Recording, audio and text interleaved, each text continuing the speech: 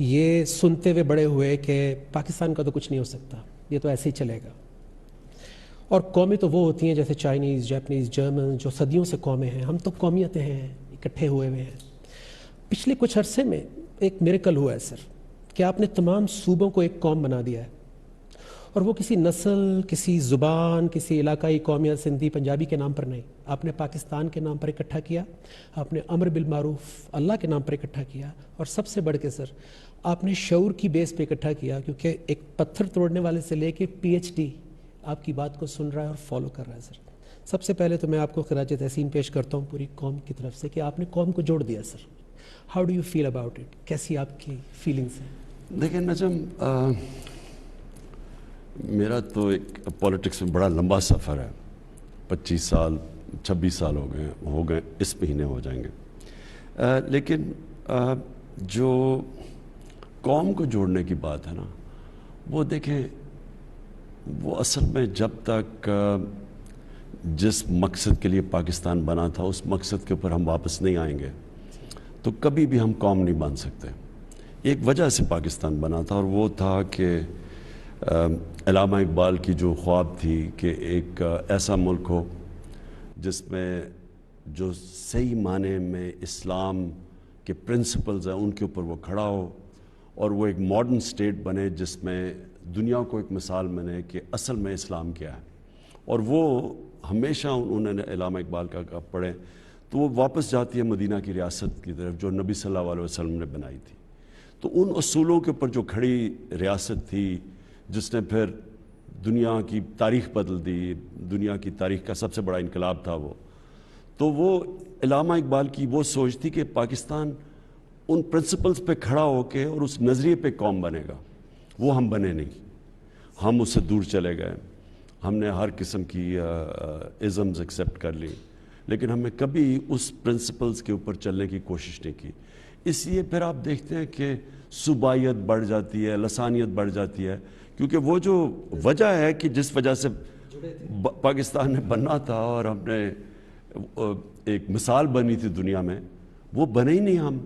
اور اس ایسٹ پاکستان بھی اس لیے علیحدہ ہو. یہ یاد رکھیں کہ ایسٹ پاکستان میں 99% لوگوں نے ووٹ کی تھی پاکستان کے لیے، یعنی وہاں بہت زیادہ جذبہ تھا پاکستان کا.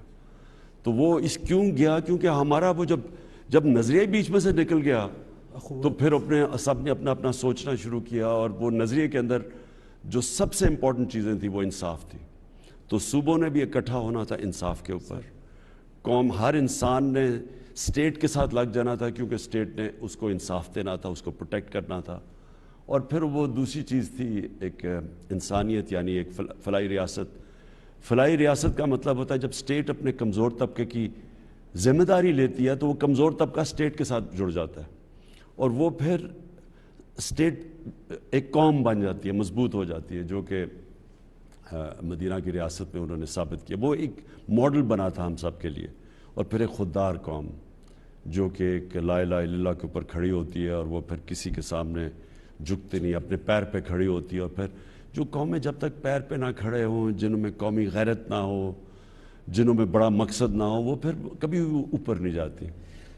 سر یہ اویئرنیس تو آپ کو پہلے بھی ہوگی، آپ نے دنیا گھومی اینڈ آپ نے بہت پڑھا بھی، لیکن اس کے لیے پریکٹیکلی کام کرنے کے لیے ایک بہت بڑی ٹرانسفارمیشن چاہیے ہوتی ہے. میری آج کے اس انٹرویو کو جو سب سے بڑا مقصد ہے وہ یہ جاننا ہے کہ یہ جو آپ کی جو اندر تبدیلی آئی ہے، کیونکہ ہم نے وہ وٹنس کیا ہے نا ٹائم سر، کہ آپ کی جو فین فالوئنگ تو صرف عوام نہیں تھے سر، پیپل لائک امیتابھ بچن، شاہ رخ خان، عامر خان، مک جیگر اور دنیا کے سپر سٹارز آپ کو پسند کرتے تھے. سو اتنی شہرت میں تو اس کا 5% میں بھی لوگ آؤٹ آف کنٹرول ہو جاتے ہیں. اس جگہ پر انسان کی ایگو بھی بڑی ہوتی ہے، وہ اپنے کمفرٹ زون میں بھی رہنا چاہتا ہے، ولنریبل بھی ہو جاتا ہے، کبھی غلطیاں بھی ہوتی ہیں. لیکن آج آپ جس مقام پر ہیں، جو کام کر رہے ہیں، وہ بغیر عاجزی کے، بغیر ہیوملٹی کے پاسبل نہیں تھا. اندر کیا ہوا تھا سر؟ یہ لڑائی کیسے لڑی آپ نے؟ کس نے ہیلپ کیا؟ اور یہ کتنی مشکل تھی سر؟ دیکھیں نا، جب میں ایک بڑا خوش قسمت انسان وہ تھا جس نے جو اپنے لیے سپورٹس میں ٹارگٹ سیٹ کیے وہ اچیو کیے، اور پھر اس کی وجہ سے پاپولیرٹی بھی اور دنیا میں نام بھی ملا. تو ایک تو یہ ہوتا ہے کہ کئی دفعہ لوگ ایک خواب کی طرف جا رہے ہوتے ہیں، پہنچتے نہیں ہیں وہاں تک، لیکن میں وہ تھا جو پہنچ چکا تھا وہاں. تو وہ میں نے، اور وہ جو ساری گلیمر کی زندگی تھی، وہ ایک تو آپ باہر سے دیکھتے ہیں نا، ایک دور سے دیکھتے ہیں، اور ایک آپ پیچھے سے دیکھتے ہیں، تو وہ بھی میں دیکھ چکا تھا. اور میری جو ٹرانسفارمیشن تھی وہ ذرا لیٹ شروع ہوئی. اس کی وجہ یہ ہے کہ میں نے ریئلائز کیا کہ ہمیں صحیح معنی میں کبھی اسلام کی تعلیم نہیں دی گئی. گھر میں ماں میری بہت ریلیجس، والد بھی تھے، لیکن جو ہمیں ایجوکیشن ملنی چاہیے تھی، مثلا سب سے اچھے اسکول میں تھا HSN میں، لیکن ہمیں کوئی پریپریشن نہیں کی گئی کہ صحیح معنی میں کیا. مجھے تو یہ بھی نہیں پاکستان کیوں بنا تھا. پھر دوسرا کہ ہمیں جو سیرت تھی نا نبی کی، وہ ہمیں نہیں پڑھائی گئی. اسلامیات ہم نے پڑھی، لیکن مجھے ایک بڑی لیٹ زندگی میں نے نبی صلی اللہ علیہ وسلم کی زندگی پڑھی، اور میرے ٹرانسفارمیشن ادھر سے آنی شروع ہوئی.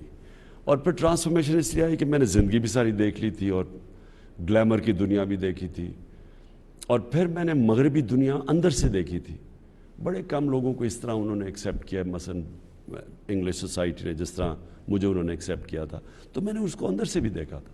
پھر میں کیونکہ آدھا سال کرکٹ کھیلتا تھا انگلینڈ میں اور آدھا سال پاکستان میں، تو ادھر بھی میں اپنی سوسائٹی کو دیکھتا تھا. دونوں کی طاقت اور کمزوریاں بھی پتہ چلنی شروع ہو گئی. لیکن جو سب سے امپورٹنٹ چیز ہوئی کہ میں نے آہستہ آہستہ اپنی زندگی سے تجربے سے ریئلائز کیا کہ اصل میں وہ جو ہم نماز میں مانگتے ہیں سیدھا راستہ، وہ ہے کیا. تو ہمیں بڑا ایک غلط آئیڈیا تھا سیدھے راستے کا. میں یعنی مجھے جب میری والدہ جب ہم سونے سے پہلے بچے ہوتے تھے تو وہ کہتی تھی کہ دعا مانگو اللہ سیدھے راستے پہ لگا. تو آہستہ آہستہ ہم سوچتے تھے وہ سیدھا راستہ تو بڑا بورنگ راستہ ہے، کیونکہ جو ہم فلمیں دیکھتے تھے اور جو ہمارے ہیروز تھے وہ جس راستے پہ تھے وہ سیدھا راستہ نہیں تھا. تو ان کا جو راستہ تھا وہ ایکسائٹنگ لگتا تھا، وہ اٹریکٹیو تھا، لیکن جو سیدھا راستہ تھا وہ بڑا بورنگ لگتا تھا. تو وہ میں نے آہستہ آہستہ نبی صلی اللہ علیہ وسلم کی جب سیرت پڑھی اور پھر قرآن کو سمجھنا شروع کیا، اور اپنے تجربے سے ریئلائز کیا کہ اصل میں سیدھا راستہ ہماری بہتری کے لیے ہے، اور جس راستے کو ہم گلیمرس اور اٹریکٹیو سمجھتے ہیں وہ اصل میں ہماری بربادی کا راستہ ہے. یعنی وہ ہمیں خوشی نہیں دیتا. وہ اور پلیجر سیکنگ یعنی عارضی خوشی اور ہیپینس اور جو خوشی ہے اس میں ایکچولی فرق ہے. پلیجر سیکنگ کچھ اور ہے، وہ عارضی خوشی ہوتی ہے، اور وہ ایکچولی آدمی کو ایک غلط طرف لے جاتی ہے، ایڈکشن کی طرف لے جاتی ہے، تباہی کی طرف لے جاتی ہے. اور جو اصل خوشی ہے وہ اصل میں سیدھے راستے میں ہے. اور سیدھا راستہ آسان راستہ نہیں ہے، مشکل راستہ ہے، اونچ نیچ ہے. اس میں اندر لڑائی ہوئی ہوگی نا سر. تو اگر آپ نبی صلی اللہ علیہ وسلم کی زندگی پڑھ لیں تو وہ تو کوئی آسان زندگی تو نہیں تھی، تو سارا وقت سٹرگل تھی، لیکن وہ پھر ایک انسان کی عظمت کا راستہ ہے. تو وہ ایکچولی یہ مجھے بڑا لیٹ سمجھ آئی زندگی میں کہ وہ اصل میں سیدھا راستہ ہماری بہتری کے لیے. ہم سمجھتے ہیں ہم اللہ کو خوش کر، یعنی اللہ کو کوئی فائدہ پہنچا رہے ہیں، اللہ کو تو کوئی فائدہ نہیں پہنچا سکتا. آپ نے ابھی ایک ورڈ کہا کہ سیدھا راستہ مانگتے ہیں سر، تو یہ بہت بڑی بات ہے سر، کیونکہ اکثریت تو پڑھتی ہے سر. نہیں، جب صراط مستقیم پڑھنا اور مانگنے میں زمین آسمان کا فرق ہے سر. اصل میں جی یہ تو اللہ کی دعائی آپ 5 وقت میں نماز میں یہ کہتے ہیں کہ اللہ اس راستے پہ لگا جن کو تو نے ہمیں نیب تھے. یعنی وہ راستہ اصل میں نبی صلی اللہ علیہ وسلم کا راستہ ہے، کیونکہ وہ اللہ کے محبوب تھے. سب سے زیادہ تو عروج ان کا کبھی ایسا انسان نہ آیا نہ آ سکتا ہے. تو وہ جو راستہ ہے وہ آپ آہستہ آہستہ ریئلائز کرتے ہیں کہ وہ چھوٹے سے آدمی کو بڑا آدمی بنا دیتا ہے. وہ جو میں بار بار اپنے نوجوانوں کو بتاتا ہوں، مولانا رومی کی سینگ کہ جب اللہ نے تمہیں پر دیے کیوں رینگ رہے ہو چونٹیوں کی طرح. تو پر تو آدمی کو ہوتے ہی ملتے ہی تب ہیں جب وہ اس راستے پہ جاتا ہے. تو سر یہ بات کی میرے نزدیک بڑی ویلیو ہے سر، اور آپ ماشاءاللہ آپ کی بات میں دیکھ رہا ہوں سر پچھلے کافی عرصے سے کہ وہ وقت گزرنے کے ساتھ ساتھ ہیوی ہوتی جا رہی ہے، اس میں ایمان بہت واضح ہوتا جا رہا ہے اور کلیئرٹی آتی جا رہی ہے سر. اور اس سے لوگ محسوس کر رہے ہیں اس کو، اس سے لوگوں کی آنکھوں میں آنسو بھی آتے ہیں اور وہ اس کو رسپونڈ بھی کرتے ہیں. یہ کیا حالات آپ کی بات اور ایمان کو زیادہ انٹینس کر دیتے ہیں، پختہ کر دیتے ہیں؟ نہیں، دیکھیں آپ کا زندگی کا تجربہ سب سے بڑا، کیونکہ آپ آپ جیسی جیسی زندگی میں اونچ نیچ دیکھتے ہیں اور مختلف راستے، جس طرح میں دیکھ کے آیا ہوں، میں نے تو بڑی زندگی وہ ایسی زندگی گزاری ہے، شاید ہی کسی کو اس طرح کا موقع ملے. کیونکہ دیکھیں ہماری جو یوتھ ہے، میں دیکھتا ہوں اب وہ جن چیزوں سے امپریس ہوتی ہے، اور جو پاپ میوزک اور یہ اور وہ، اور جو ہالی ووڈ سٹارز اور بالی ووڈ، تو اگر آپ اس کے پیچھے چلے جائیں پکچر کے تو آپ کو ایک اور ہی سین نظر آتا ہے. وہ میں نے دیکھا ہوا ہے. تو کیونکہ میں نے دیکھا وہ، اور اپنی زندگی میں پھر جو میں سمجھتا تھا کہ بڑے گلیمرس اور بڑی زبردست زندگی ہے، وہ جب میں نے اندر سے دیکھی تو اصل میں وہ ایسی ہے نہیں. وہ ایک معراج ہے جس کی طرف سے لوگ جاتے ہیں.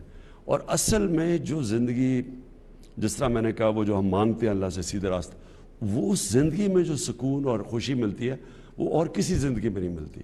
اور میری یہ آبزرویشنز ہیں زندگی میں. میں اتنا بڑا اسکالر نہیں ہوں، لیکن میں اپنی زندگی ہمیشہ سونے سے پہلے ہمیشہ اپنے دن کا جائزہ لیتا ہوں. تو میں نے جو اپنی سارا انالیسس کیا، جائزہ کیا اپنی زندگی کا، تو مجھے اور کلیئر ہوتا گیا کہ سیدھا راستہ کیا ہے. اور سمجھ آنی شروع ہوئی کہ جو ہم اتنی اپنا ٹائم ضائع کرتے ہیں، جو ہم اتنے بڑی گلیمرس زندگی، اصل میں وہ اتنی اٹریکٹیو نہیں ہے. سر بڑی عجیب بات ہے کہ کوئی آپ کی بات سے انسپائر ہو رہا ہے اور کوئی کہتا ہے کہ یہ محض باتیں ہیں. یہ بڑی عجیب بات ہے کہ کسی کو وہ بات لگ رہی ہے اور کسی کا حال خراب ہو رہا ہے وہ سن کے کہ یار میرا تو ایمان بڑھ رہا ہے یہ بات سن کے. کیونکہ یہ جو بات آپ کرتے ہیں یہ ایسے ہو نہیں سکتی اگر زندگی میں تبدیلی نہ آ رہی ہو. یہ ممکن ہی نہیں ہے. اور میں اس بات کا گواہ ہوں سر کہ ایک آدمی جو کچھ اور لائف گزار رہا ہو، اس کی زبان سے ایمان کی بات نکل ہی نہیں سکتی سر. یہ اللہ کو میں گواہ کر کے آپ کو بتا رہا ہوں جو میرا ایکسپیرینس ہے سر. تو بات کی جہاں تک سر ویلیو ہے، تو اس کائنات کا آغاز بات سے ہوا. کن فیکن، اللہ نے بات ہی تو کی. پھر اللہ کے نبی صلی اللہ علیہ وسلم نے بات کی، دل بدلے، لوگوں کو جوڑا. اور آپ بھی قوم سے بات کر رہے ہیں. تو جب آپ نے بات کی سو لوگوں نے لبیک کہا اور خوش آمدید کہا. اللہ کی بات آپ نے کی اور آپ نے ان کو سنہری اصولوں کی طرف بلایا، اسلام کے ویلیو سسٹم کی طرف. سو بہت سارے لوگوں کو تھوڑا عجیب لگا کہ یہ سیاست میں دین کیسے آ گیا، جبکہ اللہ کے رسول صلی اللہ علیہ وسلم نے فرمایا تھا کہ پہنچا دو میری رسالت، چاہے ایک آیت بھی تمہیں پتہ ہے. اس کا مطلب ہے سبزی والا، اسپورٹس مین، بچہ اور ایون وزیر اعظم، ان کی بھی ڈیوٹی بن جاتی ہے ٹو پروپوگیٹ دا میسج. سو یہ کیا جواب دیں گے آپ ان لوگوں کو جو یہ سمجھتے ہیں؟ کیونکہ میرا یہ خیال ہے سر کہ دین سے تو سیاست پاک ہو جائے گی، کاروبار پاک ہو جاتے ہیں، رشتے پاک ہو جاتے ہیں. واٹ وڈ یو سے؟ دیکھیں میں پولیٹکس میں آتا ہی نہ اگر میرے میں اللہ ایمان نہ ڈالتا، کیونکہ اللہ کی بائی دا وے سب سے بڑی اس کا تحفہ ہوتا ہے کہ انسان کو ایمان. اصل میں چینج انسان میں آتا ہی تب ہے جب اس کے دل میں ایمان آ جائے. جو آپ کا بیہیویئر ہے وہ چینج ہی ہوتا ہے بلیف کے ساتھ. نہیں تو آپ ہمیشہ اپنی جینز کے، اپنی انوائرمنٹ کے، آپ اس کے غلام رہتے ہیں. آپ چینج نہیں ہو سکتے. میری زندگی میں جو میں نے لوگوں کو چینج ہوتے دیکھا، وہ صرف جب اندر سے ایمان آپ کو چینج کرتا ہے. تو میری اور زندگی تھی، چینج ہو گیا. تو پولیٹکس میں آیا صرف میرے میں ایمان تھا. کہ ایمان جو ہے دو راستے ہیں نا، ایک تو اپنی ذات کا ہے، آپ اپنے لیے زندگی گزاریں. اور میں جب کرکٹ چھوڑی مجھے کس چیز کی کمی تھی، اور کرکٹ کے اوپر تھوڑی میچ کے انالیسس کرتا رہتا، تو بڑے آرام سے ساری زندگی میں کوئی کسی چیز کی کمی نہیں تھی. لیکن جب آپ میں ایمان آ جائے تو اللہ پھر آپ کو جتنا دیتا ہے اتنا ہی زیادہ ذمہ داری دے دیتا ہے کہ آپ باقی انسانیت کے لیے کیا کرتے ہیں. سو آپ کے زندگی ادھر سے چینج ہوتی ہے. یہ جو دو راستے چینج ہیں کہ ایک راستہ سیدھا راستہ اور ایک تباہی کا راستہ.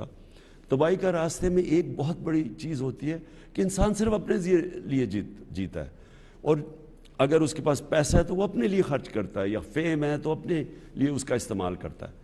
جب آپ کو ایمان آ جائے تو آپ پہ اللہ ذمہ داری ڈال دیتا ہے کہ آپ اس سے، جو میں نے ساری نعمتیں تو اللہ کی طرف سے ہے نا، تو جو میں نے آپ کو نعمت دی، ان نعمتوں سے آپ نے انسانیت کے لیے کیا کیا. تو بیسکلی یہ فرق ہوتا ہے ایمان میں اور جب آپ ایمان کے بغیر زندگی گزاریں. تو جب میرے میں ایمان آیا تو تب میں نے سوچا، پہلے میں نے ہاسپٹل کے اوپر پورا زور لگایا، بنایا. اور اسی دور میں نے ریئلائز کیا کہ اصل میں تو پاکستان میں فلاحی ریاست کی ضرورت ہے، جس کی وجہ سے ملک بنا تھا اسلامی فلاحی ریاست، جو ہمارا نظریہ پاکستان ہے. تو پھر میں نے سوچا کہ میں پولیٹکس میں آ کے اس نظریے کے پیچھے چلوں. تو میں پالیٹکس میں آیا اس لیے تھا. آپ مقصد کے ساتھ آئے تھے اور پہلے دن سے ایاک نعبد و ایاک نستعین ہمارا نصب العین تھا. نہ کاروبار، نہ انڈسٹریز، نہ اور اس کو ہم نے اپنا نصب العین بنایا اور پھر ہم نے اسلامی فلاحی ریاست اپنا آبجیکٹو بنایا.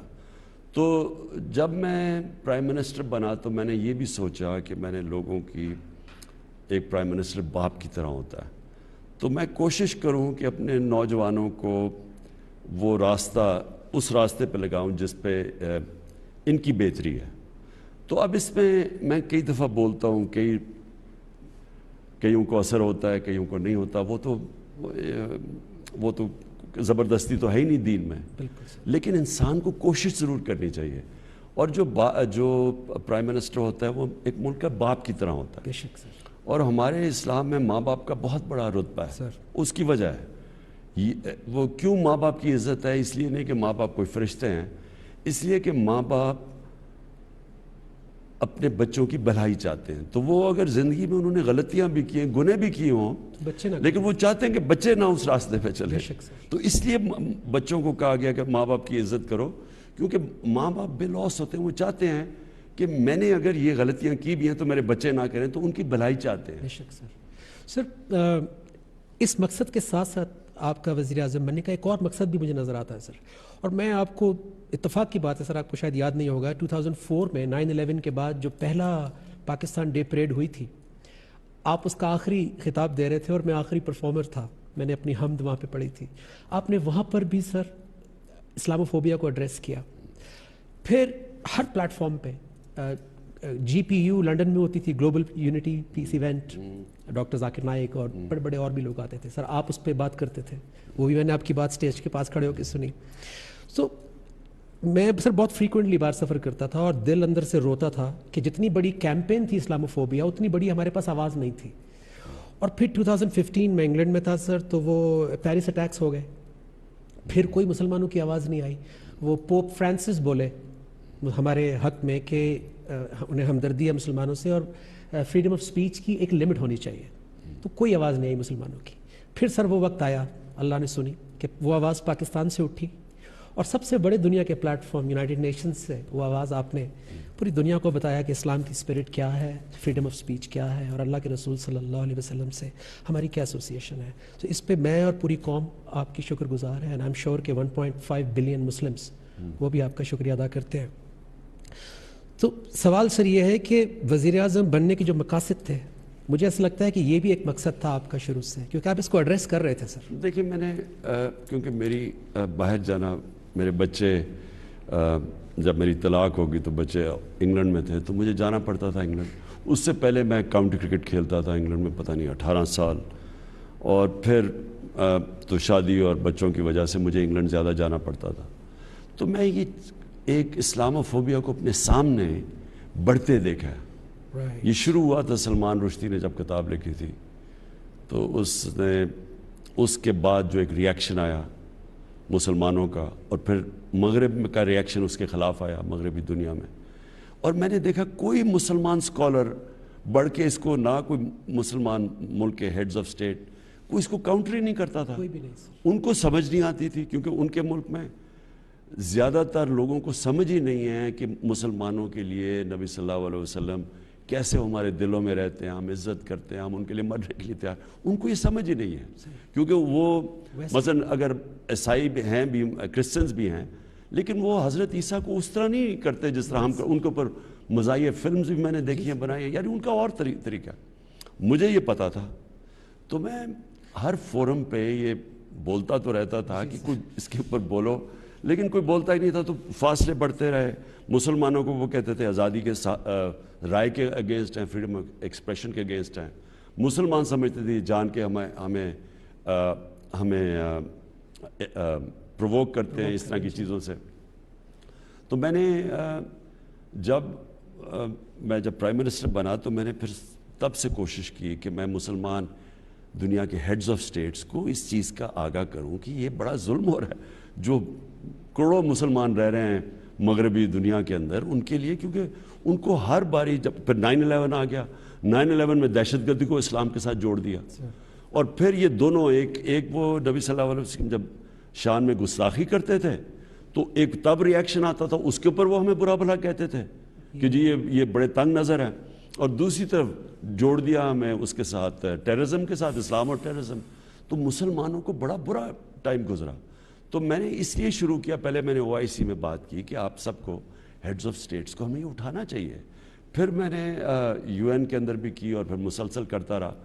تو یہ بہت بڑی ایک اللہ کا شکر ہے، پاکستان کو اعزاز ہے کہ ہم وہ ملک ہیں جس نے 15 مارچ کو دنیا میں اینٹی اسلام اسلاموفوبیا دن اب ہے. اس کا مطلب کہ اب دنیا ایڈریس کرے گی کہ جو مسلمانوں کے کنسرنز ہیں. بے شک سر. سر ایک اور اسلاموفوبیا کی طرف میں آپ کی توجہ دلانا چاہتا ہوں جو کہ پاکستان کے اندر ہے، یعنی نوجوان نسل جس میں میں بھی تھا سر، کہ لگتا تھا کہ اسلام پابندیاں ہیں، جیسے آپ نے کہا سوشل لائف چلی جائے گی اور یہ ہو جائے گا وہ ہو جائے گا. سو اس کے لیے آپ کا کیا پلان ہے؟ اور NRA جو ہے رحمت للعالمین اتھارٹی، وہ اس کو جی یہ دیکھیں نجم، میں نے جب کیونکہ میں خود اس پروسیس سے گزرا ہوں نا، ہم HSN میں تھے، ہمارے سارے ہیروز مغربی، ہمارے سارے فلم ایکٹرز ہالی ووڈ کے، ہمارے سپورٹ سٹار وہ سارے باہر کے تھے، اور ان کی زندگی بالکل جو ہم آئیڈلائز کرتے تھے وہ بالکل زندگی مختلف تھی. جو ہمیں بتایا جا رہا تھا سیدھا راستہ ہے تو بالکل مختلف تھی. تو آپ جب ہمیں کوئی کہتا تھا کہ سیرت نبی ایکسپلین کیے بغیر کہ وہ کیا، دیکھیں اصل میں ہم ایک چیز ایکسپلین نہیں کر سکے. میں اپنی زندگی سے کیونکہ مجھے کسی نے HSN کالج میں یہ چیز نہیں ایکسپلین کیا کہ نبی صلی اللہ علیہ وسلم دنیا کی تاریخ کے سب سے گریٹسٹ انسان ہیں.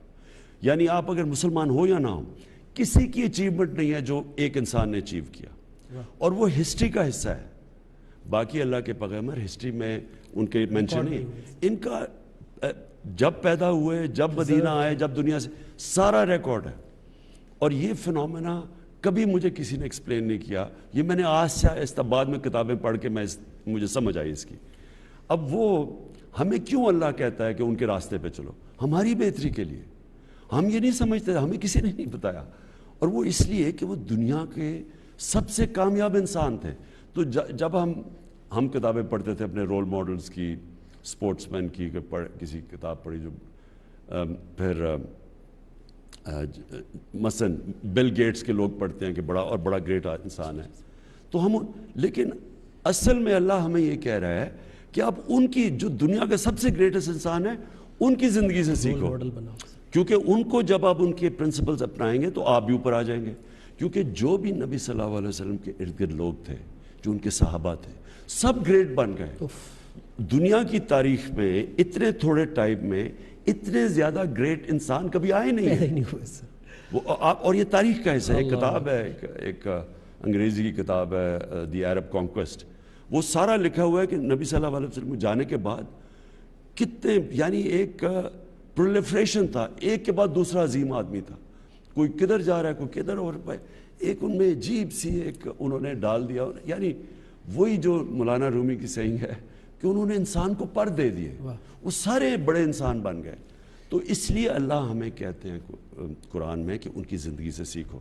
ہمیں اس چیز کا نہیں پتا تھا. اور مدینہ کی ریاست اس لیے وہ ان کی سنت تھی، اور مدینہ کی ریاست بیس بنا جدھر سے مسلمان سویلائزیشن اٹھا اور کئی 100 سال تک دنیا کی امامت کی. وہ پرنسپلز آج بھی ویلڈ ہے. مجھے یاد ہے لوگ ہمیں کہتے تھے وہ جی 14 سال پہلے کی بات نہ کرو، لیکن وہ سارے پرنسپلز جو بھی آج ترقی یافتہ ملک ہے وہ کہیں نہ کہیں ان کے پرنسپلز یوز کر رہا ہے. مثلا سوئٹزرلینڈ کچھ بھی نہیں ہے، امیر ترین ملک ہے، رول آف لا بھی وہاں ہے، فلائی ریاست بھی وہاں ہے، خودداری بھی ان کے اندر ہے.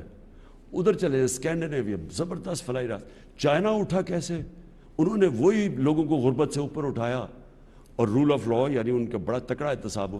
انہوں نے یعنی جو پرنسپلز مدینہ کی ریاست میں سیٹ کیے تھے وہ ہر ماڈل سٹیٹ استعمال کرتی ہے. تو سر آپ اور وہ مسلمان دنیا میں نہیں ہے. آپ مسلمان دنیا میں دیکھیں وہ جو پرنسپلز اب یہاں نہیں ہیں وہ ہر ان ملکوں میں جو کامیاب ہیں. سر آپ کو یہ نہیں لگتا کہ رول ماڈل بھی مسنگ تھا جس سے لوگ ریلیٹ کر پاتے ہیں؟ کیونکہ جس نے بریانی بنائی ہے وہی سکھا سکتا ہے کہ بریانی کیسے بنتی ہے.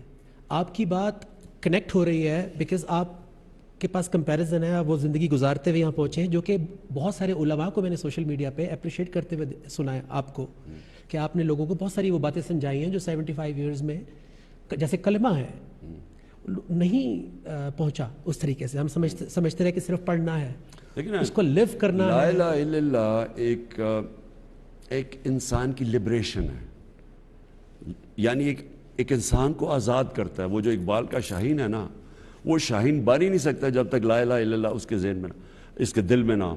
لا الہ الا اللہ کا مطلب کہ آپ کسی, یہ شرک ہے کہ کسی کو آپ اللہ کے علاوہ کسی سامنے جھکیں, چاہے وہ ملک ہو, چاہے سپر پاور ہو, چاہے وہ کوئی انسان ہو. جدھر آپ یعنی اپنی غیرت, اور لا الہ انسان کو غیرت دیتا ہے, آپ ایک خوددار انسان بناتا ہے, اور بڑے کام خوددار انسان کرتا ہے.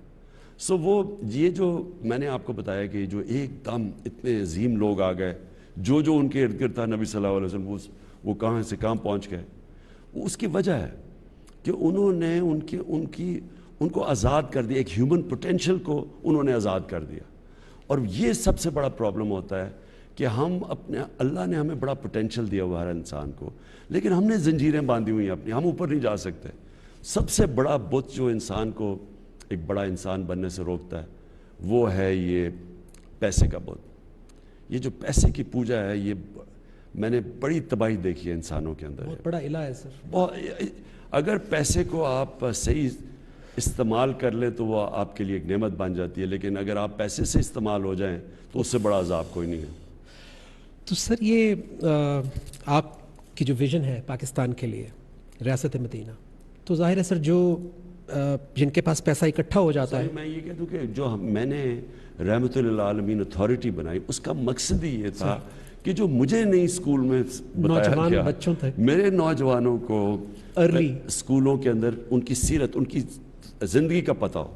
ساتھ پھر ان کو ہمارے پاس فلمز بنے الٹرنیٹ, جس طرح یہ جو ارطغرل ہے, یہ جو ٹی وی ترکش ڈرامہ ہے, یہ ایک الٹرنیٹ دیتا ہے لوگوں کو, یہ ایک الٹرنیٹ کلچر بتا رہا ہے اپنے نوجوانوں.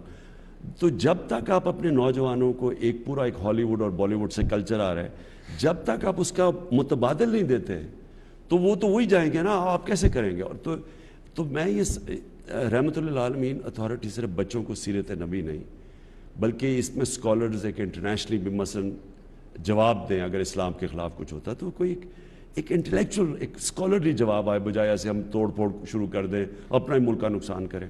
اور پھر فلمز بنے, سیریلز بنے مسلمان ہیروز کی, جس طرح یہ ترکی نے انہوں نے شروع کیا.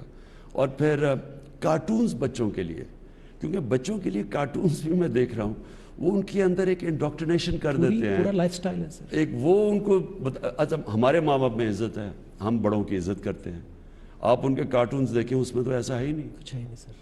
تو وہ ہمارا جو, اور ہمارے ہر اس کے پیچھے کچھ ہے.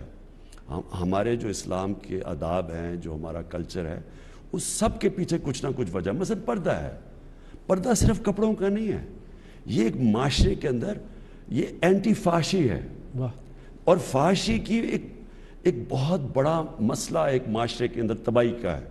مثلا یہ جو ریپ کیسز بڑھتے جا رہے ہیں, بچوں کے چائلڈ ابیوز جو پاکستان میں اب ہر دیکھیں, میں تو مجھے تکلیف ہوتی ہے اخباروں میں دیکھ کے کہ ہر جگہ اب آ رہا ہے کہ کبھی کوئی بچے سے زیادتی ہے, کچھ ہے, کبھی عورتیں ریپ ہو رہی.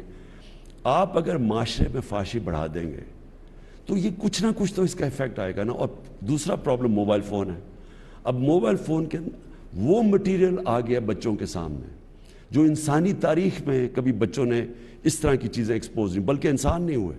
موبائل فون کے اوپر آپ اس میں بڑی ایجوکیشنل چیزیں ہیں, نالج ہے, سب کچھ ہے, لیکن اس میں پورنوگرافک مٹیریل آتا ہے جو کہ اگر آپ ماں باپ کا بچوں کے اوپر نظر نہ ہو تو وہ تو اسے ہینڈل نہیں کر سکتے. یہ چیزیں اس کے بڑے ریپرکشنز ہیں سوسائٹی میں, اور یہ ابھی ہمارے ملک میں نہیں, یہ دنیا کے اندر اس کے ریپرکشنز آ رہے ہیں.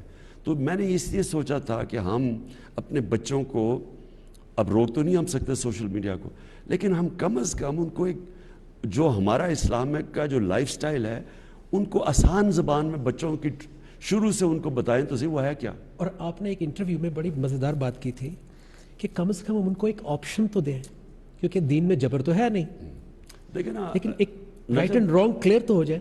دین میں اس لیے بلکہ آپ زبردستی کر ہی نہیں سکتے. سر یہ تاثر جاتا ہے, جو میں نے ڈومیسٹک اسلاموفوبیا کی بات کی تھی, تاثر یہی ہے کہ شاید یہ کوئی امپوز کیا جا رہا ہے ہمارے اوپر, دیکھیں نا, کیونکہ دیا اس طرح گیا, نہیں don't do this, don't do that, آرام یہ بھی سمجھایا نہیں سر. میں دیکھیں نا آپ یہ جو ٹی وی ڈرامہ ارطغرل, اب اس میں کوئی زبردستی تو نہیں ہے, آپ نے دیکھنا یا نہ دیکھیں, لیکن اگر آپ جب دیکھتے ہیں تو اس کے اندر ایک آلٹرنیٹیو لائف سٹائل آ رہا ہے, اس میں فحاشی نہیں آ رہی, اس میں اسلام بھی, بچوں کے لیے بھی کچھ ہے, فیملیز کے کچھ ہے, اور یہ اس طرح کے آپ کو میڈیمز چاہیے. آپ زبردستی کبھی کچھ نہیں کر سکتے.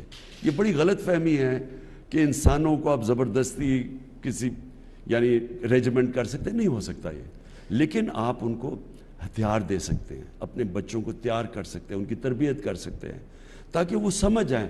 میرا اب یہ کنٹینشن ہے کہ ایک دفعہ ایک کسی بھی نوجوان کے اندر پوری طرح سمجھ ہو کہ اس کا دین کیا ہے, اس کی تاریخ کیا ہے, پرنسپلز کیا ہیں, سیرت نبی کیا ہے, اس کو پھر دنیا میں جہاں بھی بھیج دو, وہ پھر وہ اس کا بیسک وہ تکڑا رہے گا.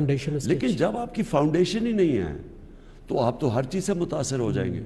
اور مغرب کا ٹیکنالوجیکل پروگریس اتنا زیادہ ہے کہ آپ تو اس سے متاثر ہو کے پھر پوری طرح ہی اپنا لیں گے, اس کی اچھائیاں برائیاں دونوں لے لیں گے. اس وقت جو مجھے خطرہ ہو رہا ہے کہ ہم کیونکہ ہمیں پوری طرح مغربی معاشرے کی طاقت اور کمزوریوں کا نہیں پتہ, مجھے خطرہ یہ ہے, اور یہ میں کئی دیکھتا ہوں اور ہمارے زمانے میں بھی یہی تھا, کہ ہم ان کی برائیاں لے رہے ہیں اور ان کی اچھائیاں نہیں لے رہے. کیونکہ ان کی اچھائیاں آپ اگر دیکھیں گے, مثلا امر بالمعروف, آپ اس معاشرے کے اندر اگر آپ نے امر بالمعروف دیکھنا ہے کہ اچھائی کے ساتھ کھڑے ہونا ہے اور برائی کو آپ نے ختم کرنا ہے, یا برائی کے خلاف معاشرے نے کھڑا, آپ ان معاشرے میں چلیں, آپ سوئٹزرلینڈ چلے جائیں, اسکینڈینیویا چلے جائیں, برطانیہ چلے جائیں, ایک معاشرہ ایکٹیولی لڑتا ہے ان کے اگینسٹ. آپ اگر کوئی پبلک کا پیسہ چوری کرے, وہ اپنی شکل نہیں دکھا سکتا کہیں اس معاشرے میں. بڑی عجیب بات ہے سر, ویسے وہ مست لگتے ہیں, لیکن جب کوئی ایسا لا بریک ہوتا ہے تو وہ ایک دم نہیں, ساری سوسائٹی, سارا میڈیا, ان کی سارا جو سوشل میڈیا ان کی, یعنی کسی جگہ پہ وہ آپ کو ان کے پولیٹیشنز جو مرضی اندر سے ہوں, برائی کے خلاف سب کھڑے ہو جاتے ہیں. اور یہاں ہمارا یہ پرابلم ہے, جو سب سے بڑا نقصان کیا یہ کرپٹ لوگوں نے اس ملک کو بار بار حکومت کر کے, اور ان کے پھر جو پورا ایک سیٹ اپ ان کے ساتھ مل گیا, پورے مافیاز ان کے ساتھ مل گیا, میڈیا کے اندر بھی, کہ انہوں نے برائی کو برا نہیں کیا پاکستان میں. ہم اچھائی اور برائی کے اندر جو فرق ہے وہ ختم کر دیا انہوں نے, اور یہ سب سے زیادہ ایک معاشرے کو آپ نے تباہ کرنا ہے, اچھے برے کی تمیز ختم کر دیں. سر اللہ کے رسول صلی اللہ علیہ وسلم کو 23 سال لگے, بینگ رحمت للعالمین, خاتم النبیین, اصحابہ کرام ساتھ, پھر بھی 23 سال لگے سر فتح مکہ اور پھر وہ سوسائٹی بنتے بنتے. ہمیں تو سر 100 سال بھی لگ سکتے ہیں, وہ تو اللہ کے رسول تھے. لیکن آپ نے ایک آغاز کر دیا ہے, آپ نے ایک تصور دے دیا ہے. سو اللہ آپ کو انشاءاللہ ایک موقع جب اور دے گا تو پھر آپ کیا کریں گے سر, جو اس دفعہ اور ابھی تک آپ کو لگتا ہے کہ آپ نہیں کر پائے سر, اور انصاف کی بھی سر اس میں کیا ویلیو ہے؟ دیکھیں نا, جب پرابلم پتہ ہے کیا ہے, کوئی زندگی میں شارٹ کٹ نہیں ہوتا. آج تک کوئی بھی مجھے بتا دیں کسی نے کوئی بڑا کام کیا اور شارٹ کٹ لے کے کر دیا ہو؟ نہیں سر. کوئی لیڈر ہو جو شارٹ کٹ سے بنا, جتنے بھی بڑے اللہ کے لیڈر بنائے, میں تو بالکل بھی نہیں ہے سر. نہیں, اور ایک جو امتحان کے بعد اور بڑا آ جاتا ہے. نہیں, لیکن نجم آپ دیکھ لیں کہ نبی صلی اللہ علیہ وسلم دنیا کے گریٹسٹ لیڈر تھے. اللہ نے ان کو 13 مشکل سال گزارے مدینہ کے, اور مدینہ کی ریاست بھی 3-4 بڑے مشکل سال تھے. تو مشکلیں جو آتی ہیں نا آپ کے اوپر, یہ انسان کے اندر سے وہ جو اللہ نے طاقت دیا, پوٹینشل, وہ نکالتی ہیں. جب آپ ریزسٹنس کے سامنے کھڑے ہوتے ہیں تو تب ہی انسان کی اندر صلاحیتیں نکلتی ہیں. اگر آپ آسان راستہ لے لیں, وہ جو 2 راستے ہیں, ایک عظمت کا راستہ ہے, ایک تباہی کا, وہ آسان راستہ ہوتا ہے, انسان شارٹ کٹ لے لیتا ہے. تو یہ کہنا کہ ہم پاکستان میں کوئی ایک دم اس طرح کریں گے اور مدینہ کی ریاست بن جائے گی, ایسے نہیں ہوگا. یہ معاشرہ مل کے جد و جہد کرتا ہے. ایک اسٹیٹ, اس کی ذمہ داریاں ہوتی ہیں, وہ رول آف لا قائم کرتا ہے, انصاف کے لیے پورے وہ کوشش کرتا ہے, وہ پھر ایک ویلفیئر اسٹیٹ بناتا ہے کہ ہر جو پیچھے رہ گئے زندگی ریس میں ان کی مدد کرے, جو فلاحی ریاست ہے. لیکن جو عوام ہیں ان پہ لازم کر دیتا ہے اللہ کہ وہ امر بالمعروف پہ کھڑے ہو, یعنی وہ پھر ان کی ذمہ داری یہ ہے کہ بدی کو وہ ختم کریں، اچھائی کے ساتھ کھڑے ہوں، فیصلہ کریں اچھائی برائی کیا. ہر انسان جانتا ہے اچھائی برائی کیا ہے. سر یہ سب صرف عمران خان نے کرنا ہے یا پوری قوم کو اس میں اپنا حصہ ڈالنا ہے، بجائے کہ صرف جج کرنے کے یا کامنٹ کرنے کے کہ شاید آپ نے ہی کرنا ہے، آپ نہیں کرنا ہے؟ پوری سوسائٹی کو اس میں اپنا رول پلے نہیں کرنا سر؟ یہ ہو ہی نہیں سکتا. یہ تو ایک سارا معاشرہ ایک اس طرف چلتا ہے. لیکن شروع میں تھوڑے سے لوگ ہوتے ہیں. سر آپ سارے اللہ کے پیغمبروں کی زندگی دیکھ لیں، بڑے بڑے لیڈرز کی زندگی دیکھ لیں. نیلسن منڈیلا کتنے لوگ تھے اس کے ساتھ شروع میں، پھر ایک سارا ہجوم آ جاتا ہے. اسی طرح ہمارے قائد اعظم محمد علی جناح، ہمارے گریٹسٹ لیڈر، کتنی دیر وہ جیسے پولیٹیکل ولڈرنس کی بات کرتے ہیں کہ کوئی بھی نہیں تھا ان کے ساتھ، تھوڑے سے لوگ تھے، اور پھر ایک دم وہ.